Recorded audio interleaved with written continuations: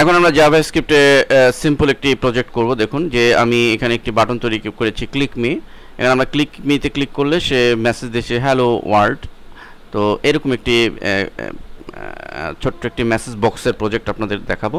তো এটি করার জন্য আমাদের মূল কোডটি হচ্ছে এটি। এই কোডগুলো সোর্স ফোল্ডারে আমরা দিয়ে দিয়েছি যেন আপনারা প্র্যাকটিস করতে পারেন।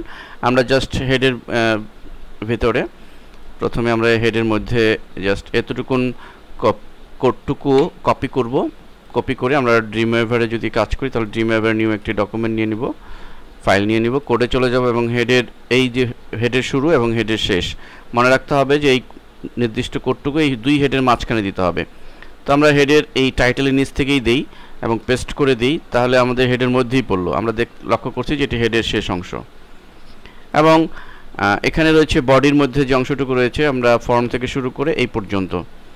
সো আমরা এটি কপি করছি এবং বডির মধ্যে যেহেতু আমরা এতটুকুন বডির ভিতরে ক্লিক করে আমরা পেস্ট করে দিচ্ছি, বডির মধ্যেই রইল বিষয়টি।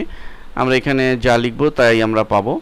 তো ডিজাইনে ফিরে যাচ্ছি, আমরা ফাইলটিকে সাপোজ আমি হ্যালো নামে সেভ দিচ্ছি।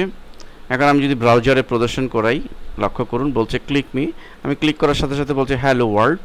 এবং আমি যদি এডিট করি, সাপোজ আমি এখানে হ্যালো যে ওয়ার্ল্ড আছে এখানে ধরুন আমি অন্য কিছু লিখলাম, আমি সাপোজ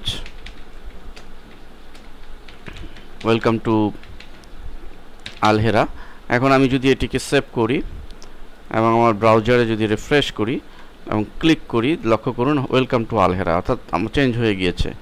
তো এভাবে আমরা জাভাস্ক্রিপ্টের মাধ্যমে এই ধরনের বাটন এবং ইন্টারেক্টিভ বাটন তৈরি করে নিতে পারি।